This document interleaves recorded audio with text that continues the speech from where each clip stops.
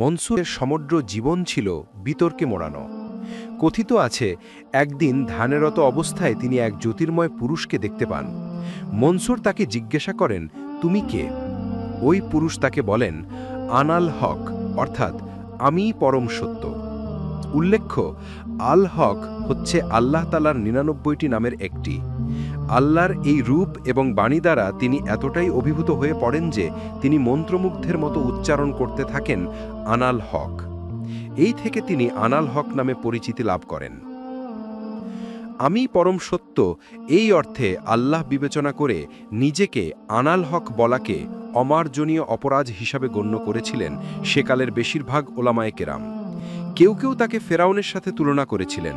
আনাল হকের সমর্থকরা এর প্রতিবাদ করে বলে থাকেন, ফেরাউন আল্লাহর অস্তিত্ব অস্বীকার করে নিজেকে আল্লাহ ঘোষণা করেছিল, কিন্তু আনাল হক নিজেকে আল্লাহর অংশ হিসাবে নিজেকে আমিই পরম সত্য ঘোষণা করেছিলেন।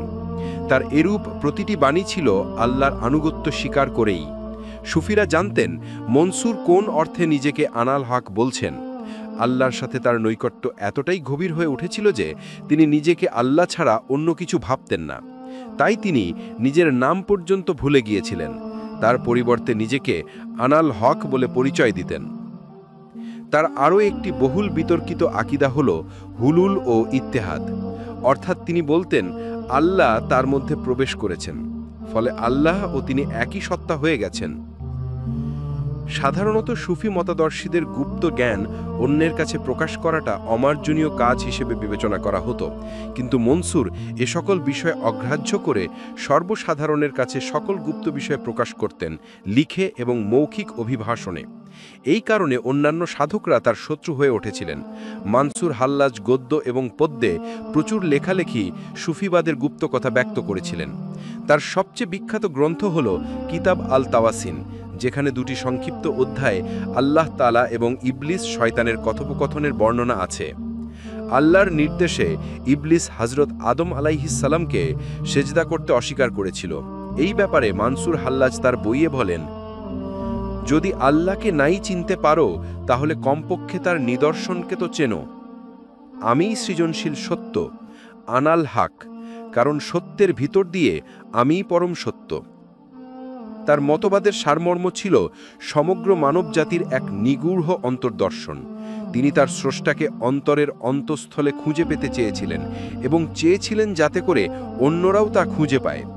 তিনি বিশ্বাস করতেন যে ঐশ্বর্য বাস্তবতায় পৌঁছানোর জন্য গতবাধা আনুষ্ঠানিক ধর্মকর্মের ঊর্ধ্বে উঠতে হবে।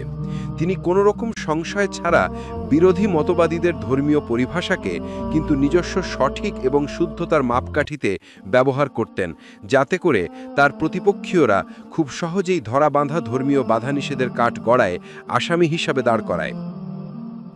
এমনকি উনার চিন্তার পরিসর ধরাবাঁধা প্রচলিত মুসলিম বিশ্বাসের বহু ঊর্ধ্বে ছিল। তিনি ছিলেন পুরো মানবতার জন্য উদ্বিগ্ন, তাই তাদের সাথে সেই আন্তরিক যোগ সাধনের জন্য উনার আকুতি ছিল অদ্ভুত, ধৈর্যশীল এবং লজ্জাকর। আর তা ছিল খোদার জন্য বাসনা, এবং তা ছিল উনার অন্যতম বৈশিষ্ট্য। আর এই কারণেই উনি তৎকালীন মুসলিম বিশ্ব থেকে বহুদূরে ভারত এবং চীনে সফর করেন। এই ধরনের কথা উচ্চারণের কারণে তিনি লম্বা বিচার কার্যের সম্মুখীন হন এবং দীর্ঘ ১১ বছর বাগদাদ নগরীতে কারাবাস করেন। এরপর ৯২২ খ্রিস্টাব্দের ২৬শে মার্চ জনসম্মুখে তৎকালীন সরকারি বিচারকদের নির্দেশে হত্যা করা হয়। মানসুর বিশ্বাস করতেন যে আল্লাহর সাথে আত্মিক মিলন সম্ভব, এবং এটাও বিশ্বাস করতেন যে তিনি নিজে তার সাথে এক হয়ে মিলে গেছেন। উনার মৃত্যুদণ্ড হয় বাগদাদে প্রকাশ্য দিবালোকে। তারা তাকে হত্যা করার পরে টুকরো টুকরো করে কেটে ফেলে, আর তারপর সেই কাটা দেহাবশেষকে পুড়িয়ে ফেলা হয়। যখন তার হাত, পা, জিহ্বা আর সবশেষে মাথা কেটে ফেলা হয়, তখনও তিনি উচ্চারণ করতেছিলেন আনাল হক, অর্থাৎ আমিই পরম সত্য।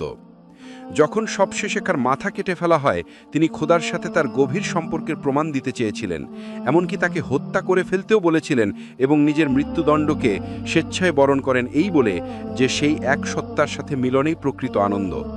প্রিয় বন্ধুরা, এরকম আরও ভিডিও পেতে আমাদের চ্যানেলটি সাবস্ক্রাইব করুন এবং বন্ধুদের সাথে শেয়ার করুন। ধন্যবাদ।